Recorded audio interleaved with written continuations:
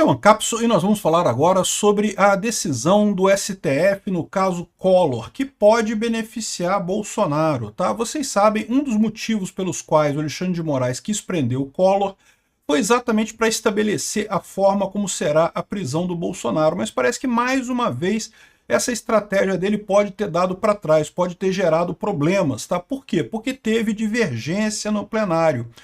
Ele esperava que todo mundo fosse aprovar a prisão do Collor, afinal, a verdade é que ninguém se importa com o Collor mesmo, mas teve 4 votos contrários à prisão do Collor. A do Nunes Marques, a do André Mendonça, evidentemente porque já estão vendo que isso aqui é a preparação para a prisão do Bolsonaro, mas também do Fux e do Gilmar Mendes.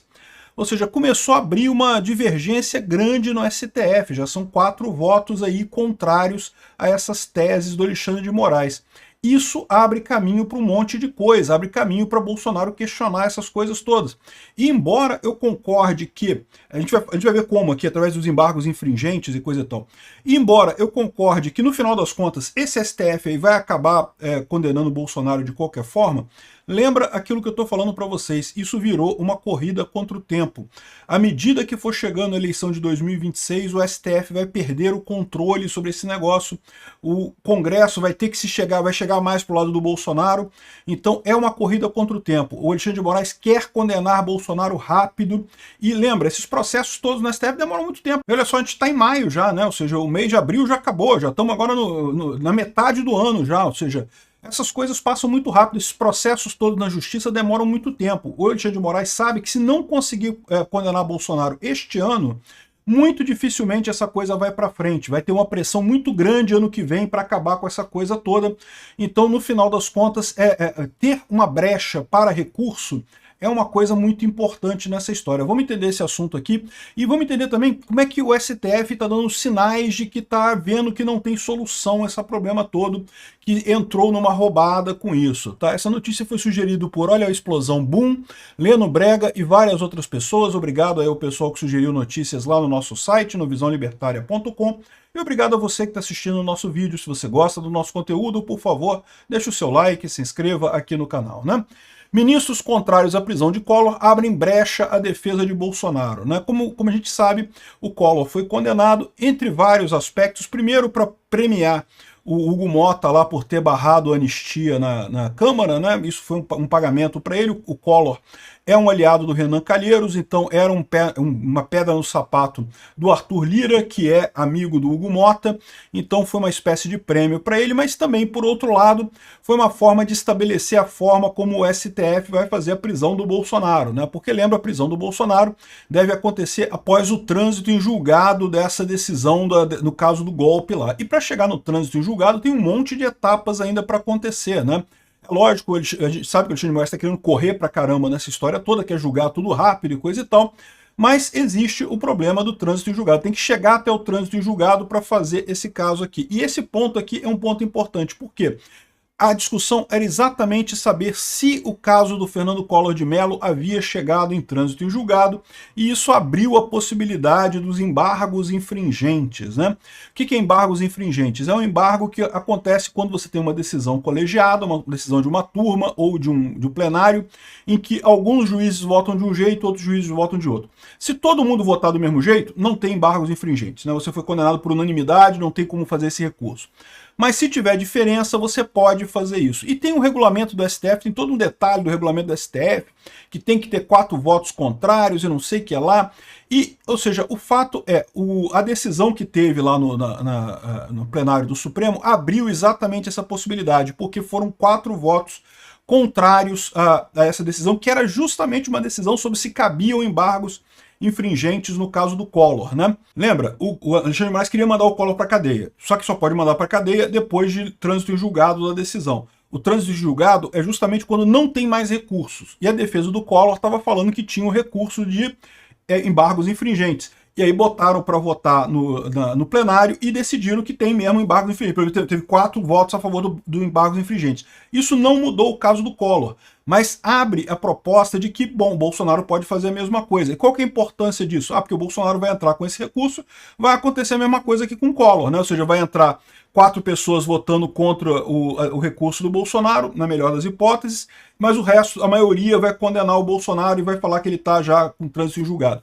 Mas, de novo, é o que eu falo para vocês, é mais um recurso, é mais um julgamento que vai ter que ter, é mais uma oportunidade que alguém pode pedir vista, que alguém pode pedir alguma coisa para atrasar o julgamento do Bolsonaro. Então, este é o ponto total, né?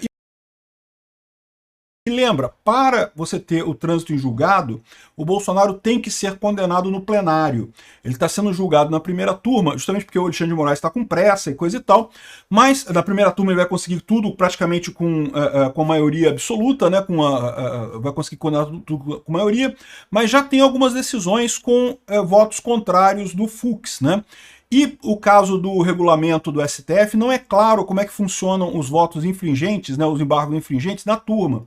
No plenário tem que ter 4 votos contrários, 4 votos distantes para ter o embargo infringente. Na turma não fala esse número. Pela regra geral, se tiver um único voto contrário, já vale o embargo infringente. Então isso pode ser usado pelo Bolsonaro exatamente para fazer recurso. Por mais que você fale assim, mas vai fazer recurso, quem vai julgar é o STF mesmo, e o STF vai condenar o Bolsonaro de qualquer forma. É verdade, eu concordo. No final das contas, mesmo indo para plenário, mesmo tendo recurso e coisa e tal, vai acabar condenando o Bolsonaro do mesmo jeito. A questão é o tempo. Essa é a preocupação do Alexandre de Moraes. A cada dia que passa, o corpo político está mais pensando nas eleições de 2026, quer passar uma borracha nisso, quer acabar com esse ciclo da eleição de 2022, e fica mais difícil seguir nessa forma, né? A questão da anistia mostra muito bem isso daqui. Então essa decisão acabou sendo... O Alexandre de Moraes queria fazer um exercício para ver a condenação do Collor, para ajudar na condenação do Bolsonaro, acabou piorando a situação, porque acabou abrindo a possibilidade de um monte de recursos para o Bolsonaro, né? O Alexandre de Moraes vai conseguir a condenação do Bolsonaro na primeira turma de forma unânime, eu não tenho dúvida nenhuma disso, no máximo vai ter ali um voto ou dois de discordância, mas isso já vai chamar atenção, e no plenário vai ter mais um monte de coisa para julgar, ou seja, é uma coisa muito complicada. Ele quer jogar primeiro na turma para justamente poder dizer que condenou Bolsonaro por unanimidade, para ser o mais rápido possível, né? Só que para ter o trânsito em julgado tem que ir para o plenário, não tem jeito, né? Então esse é o grande problema do pessoal aqui, que eles estão vendo que o julgamento do Collor, por mais que tenha condenado ele à prisão, acabou facilitando o Bolsonaro. Foram 4 votos contrários aqui, ó. O Gilmar Mendes, o Fux está se mostrando aí cada vez mais uma pessoa, né, razoável nesse processo, o André Mendonça e o Cássio Nunes, né? E aqui o pessoal, os advogados estão falando aqui que, olha, que no final das contas isso deixa claro, abre essa margem para o Bolsonaro também, né? O STF tende a conceder prisão domiciliar para o Collor, dizem fontes, né? Aquilo que eu falei para vocês. O Collor, por mais que ele já não seja mais tão poderoso quanto já foi no passado, ele ainda é um político poderoso lá em Brasília, ainda tem muitos favores para cobrar lá em Brasília. Então o pessoal já está preocupado com isso e está... Não, vão prender ele, mas vão botar em prisão domiciliar, né? É o que eles pretendem fazer. Assim, Bolsonaro eles querem só prender, não vão botar em prisão domiciliar. O Collor eles estão prendendo, mas vão botar em prisão domiciliar, porque, né, para dizer, para não irritar muito o cara, para não comprar mais briga jurídica, né, infelizmente. O fato é que o Fux tem parecido realmente uma pessoa mais razoável nessa história.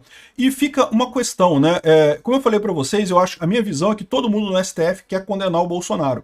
A questão toda é que o Fux está só incomodado que a forma que o Alexandre de Moraes está fazendo isso está deixando muita ponta solta, né? Mas talvez seja mais do que isso, talvez o cara esteja até realmente começando a perceber o que está acontecendo. Porque certamente começa a ter gente percebendo o que está acontecendo. Olha essa matéria aqui da Vera Magalhães. O STF se cansou de brigar sozinho.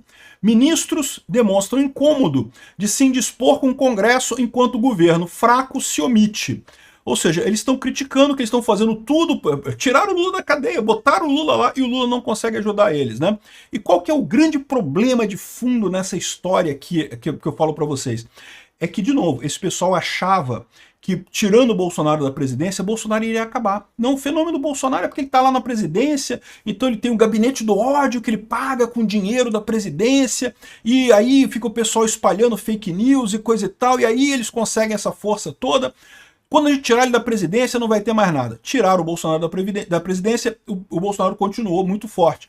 Não, então temos que tornar o Bolsonaro inelegível, porque ainda tem gente acreditando que ele vai se eleger. Tornar ele inelegível, mudou nada. Não, porque temos que arrumar escândalo contra ele. Baleia, tangerina, não sei o que lá, o golpe.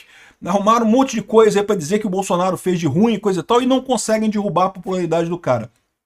O que eles estão percebendo aqui no final das contas é que eles estão lutando contra o Brasil. Eles não estão lutando contra os bolsonaristas ou, né, a favor da democracia, entre aspas, né, os, entre aspas, salvadores da, entre aspas, democracia, né? O que eles estão lutando com uma coisa muito maior, né? O governo não consegue fazer nada, e não tem o que o governo consiga fazer, né? Olha só o que diz aqui a Vera Magalhães, que você sabe, a Vera Magalhães ela é muito ligada ao pessoal do STF, ela tem muita informação de lá mesmo, né? Aqui, ó. Conversas ainda mais incipientes para a construção de uma saída negociada para os condenados do 8 de janeiro evidenciam que o STF se cansou de comprar brigas para todas as brigas políticas do Brasil, enquanto o governo não consegue se articular minimamente para deixar de ser um mero coadjuvante nas prementes discussões da política nacional, né? Ou seja, o pessoal do STF está vendo que eles estão fazendo a política. Eles estão fazendo a política, né? Foi o que sobrou para a esquerda no Brasil, foi o STF. Ninguém mais tem força. Só que o STF percebe, e ele fala aqui em algum momento, que não dá para eles ficarem fazendo isso o tempo todo. Não tem como ficar o tempo todo o STF tomando decisão política. Uma hora isso vai dar ruim. Né? Eles esperavam que em algum momento, depois de brigarem muito, o Bolsonaro perderia força e a coisa estaria mais tranquila. O que eles estão vendo é que não dá para fazer isso aqui, ó.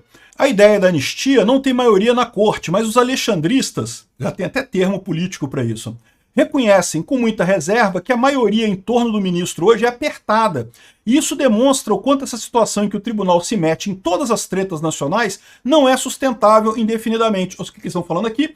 Aquilo que eu tô falando para vocês, tá rachando a coisa. O pessoal tá vendo que vai dar merda. Olha só, se a gente tivesse conseguido destruir Bolsonaro, tava tranquilo. A essa altura Bolsonaro não teria mais força nenhuma, e aí meio que foda-se. Ah, vamos botar ele na prisão lá, vão dizer que ele é culpado de tudo de ruim que aconteceu no Brasil, e ninguém se importa com isso. Mas não é isso que está acontecendo, tá todo mundo vendo que o cara está perseguido, o cara tá ganhando as pesquisas de opinião de voto para 2026, ou seja, é insustentável isso daí indefinidamente, eles não podem ficar lutando isso.